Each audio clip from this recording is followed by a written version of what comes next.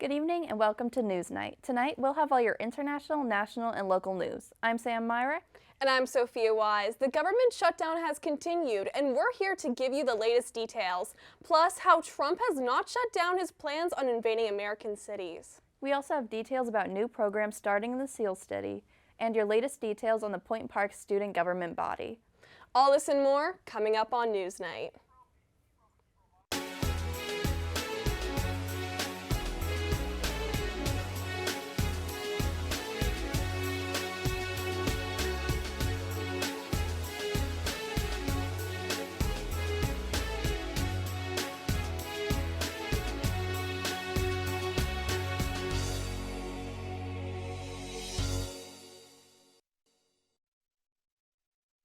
With some breaking news, President Donald Trump has announced a ceasefire between Israel and the Hamas in what's being called the first phase of the Gaza peace plan. Israel is agreeing to release up to 2,000 Palestinian prisoners, while also opening up 5 border crossings to allow up to 600 trucks carrying food and medical supplies into the region each day. The Israeli military will also begin to leave highly populated areas of Gaza.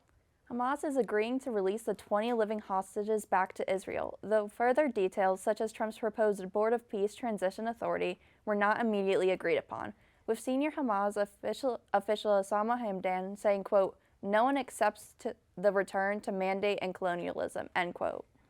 Further details will be released in the coming days and weeks. Be sure to tune into NewsNight while we bring you the latest details. Political party of Japan, the Liberal Democrat Party, has elected a new leader who is likely to become Japan's next prime minister. 64-year-old Sanae Takaichi has served as the economic security minister, state minister for trade and industry, and minister for internal affairs and communications throughout her career and has been elected to the party 10 times. Takaichi and her party are known for their conservative and nationalist values. Trump posted on X that Takaichi is, quote, "a highly respected person of great wisdom and strength," end quote. Takaichi responded that she is, quote, "truly hoping to work together with President Trump to make our Japan-America alliance even stronger and more prosperous," end quote. A few weeks ago, we brought you a story about members of Gen Z being at the forefront of impactful protests in Nepal. Now, similar movements are happening in other nations like Morocco. Protesters in the North African country have been expressing discontent online about government spending on the 2030 FIFA World Cup and a lack of health care compared to other nations.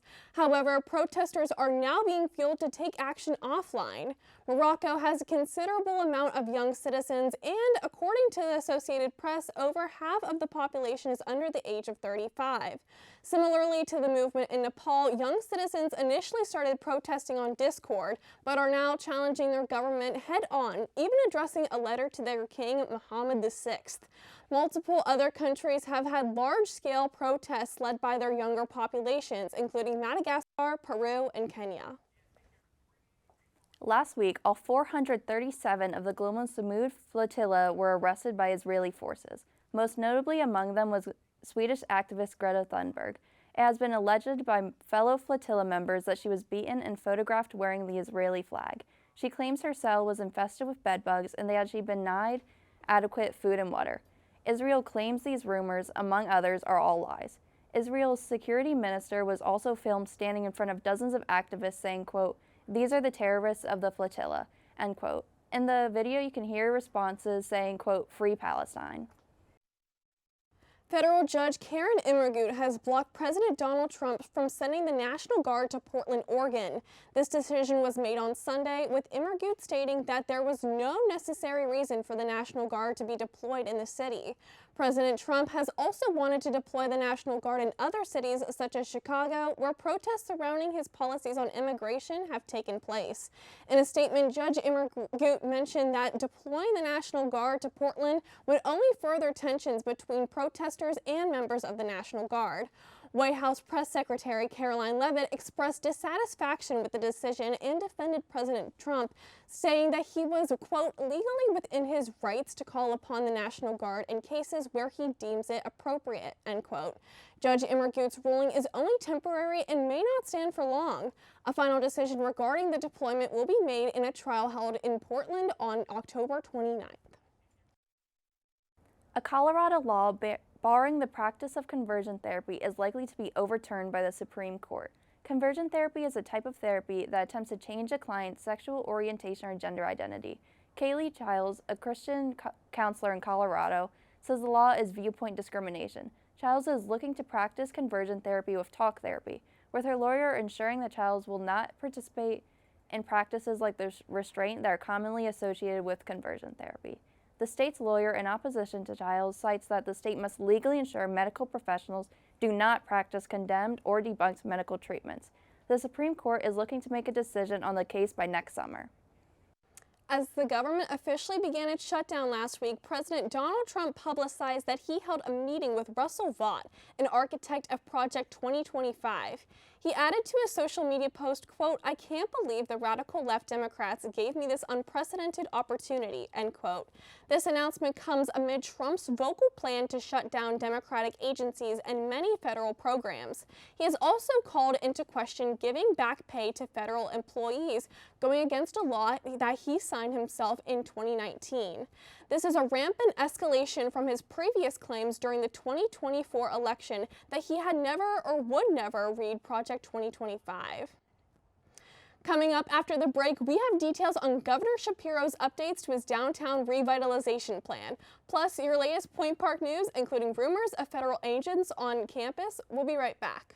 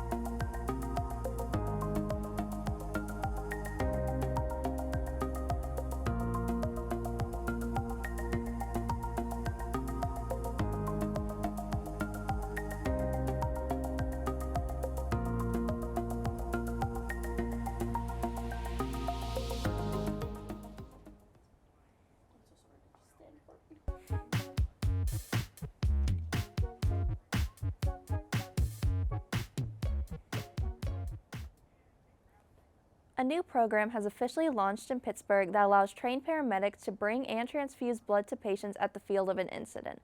As of now, 2 rescue units have received whole blood for use. The city of Pittsburgh reports severe blood loss as one of the leading causes of preventable deaths for victims of trauma, along with nonprofit healthcare organization Vitalant, which helps pioneer this program. The city of Pittsburgh recommends that residents donate blood to help save even more lives. Last Wednesday, students here at the university felt startled when rumors circulated about the presence of U.S. Immigration and Customs Enforcement, better known as ICE. Here on campus, many students took to social media platforms like Instagram to bring attention to the situation and to warn fellow students. However, according to campus security, ICE was not actually present on campus, and an elevator company called Industrial Commercial Elevator was. The company often abbreviates its name as ICE, which led to confusion among students and was the reasoning behind the development of the rumor. Industrial Commercial Elevator is based in Cecil Bishop, Pennsylvania, which is only about 30 minutes away from the university.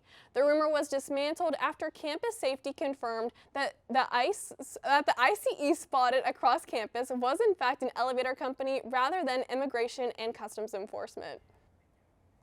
This past Friday, Pennsylvania Governor Josh Shapiro made a planned visit to Pittsburgh to speak on behalf of the ongoing downtown revitalization plan.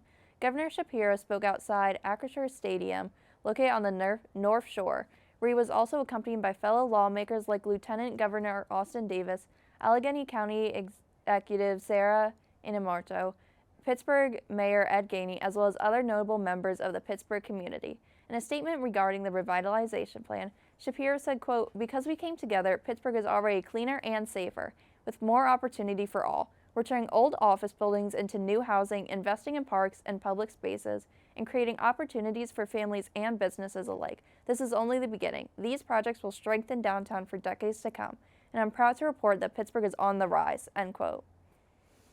A shooting took place at a local mall last week, and questions are still being asked about what took place.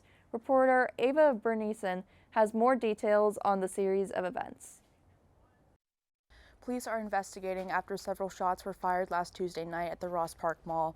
Ross Township Deputy Police Chief Brian Kohlhepp told Pittsburgh's Action News 4 that officers were called to the mall around 8 p.m. after reports of gunfire. Kohlhepp said gunfire was exchanged in the parking lot between Dick's House of Sport and Nordstorm, although the amount of people involved was not immediately made clear. There was also a vehicle on the scene that seemed to have undergone substantial damage.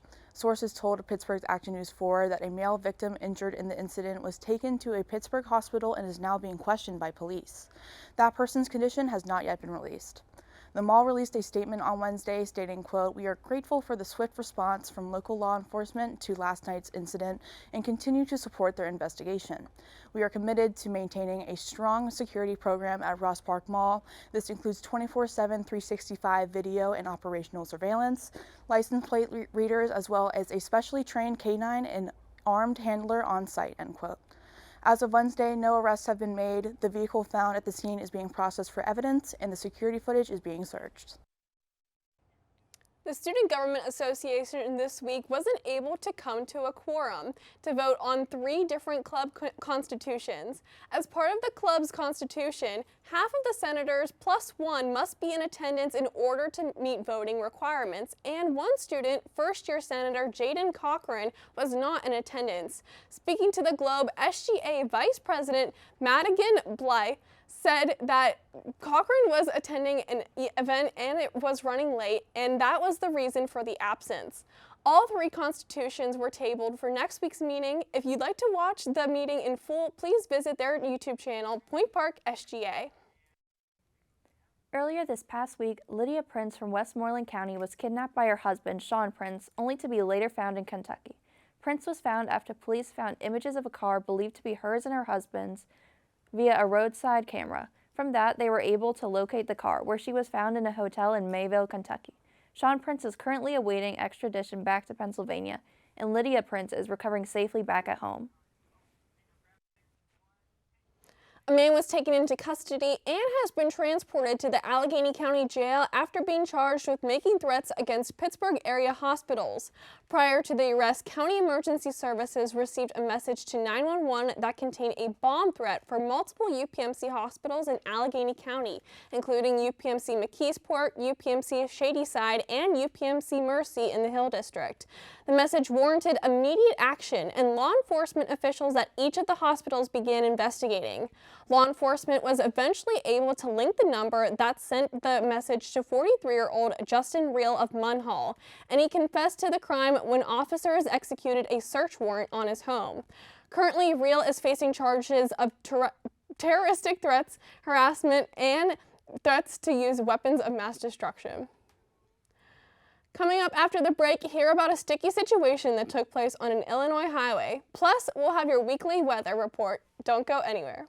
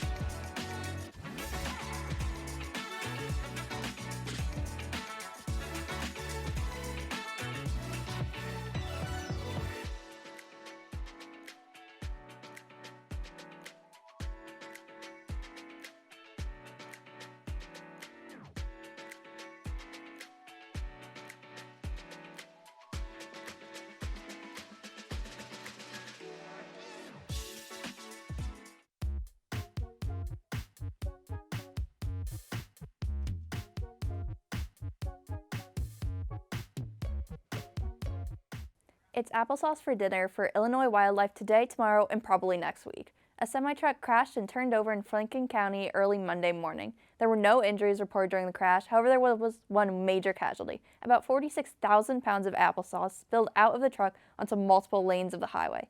This same amount could fill 184,000 small applesauce containers. It took crews about 4 hours to reopen the highway from their major apple jam. As usual, Pittsburgh weather seems to be doing whatever it wants, but after the past week of consistent rain and now some cooler temperatures, are we now fully in the fall season? Weather reporter Ruthie Light has the answers for us. Ruthie? That's right, Sam. Last week was incredibly hot for it being October, but it's looking like temperatures are finally starting to come back down. While there will be plenty of sun to soak in tomorrow, it looks like we're only going to hit a high of 70 degrees just around 4 in the afternoon. You'll definitely be needing a sweater for your morning classes though, as by the time you head to your 9:40 classes, we'll only be at around 50 degrees. Unlike the past couple of days though, you won't need an umbrella to be sure to enjoy these last couple of days of somewhat warm, sunny weather. As we head into the rest of the week, the high temperatures will be staying fairly consistent, hovering around the high 60s. On Sunday, we'll experience some sparse but consistent showers throughout the entire day, making the temperature feel like it's in the mid to low 60s throughout most of the day. The rest of the week is looking beautiful though, with only partial cloud coverage through the rest of the week, hitting a cool 68 degrees on both Tuesday and Wednesday. We'll be getting some cloudier skies on Thursday, though, still no chance of rain, so be sure to enjoy the fall weather while it lasts. Now sending it back to the desk. Thank you for tuning into this episode of NewsNight. If you want to see more, check out our social media pages on both Facebook and Instagram at UView Television. You can also check out more episodes on our YouTube channel or our website, uview.pointpark.edu. I'm Sophia Wise. And I'm Sam Myrick. From everyone here at NewsNight, thank you for watching and have a great evening.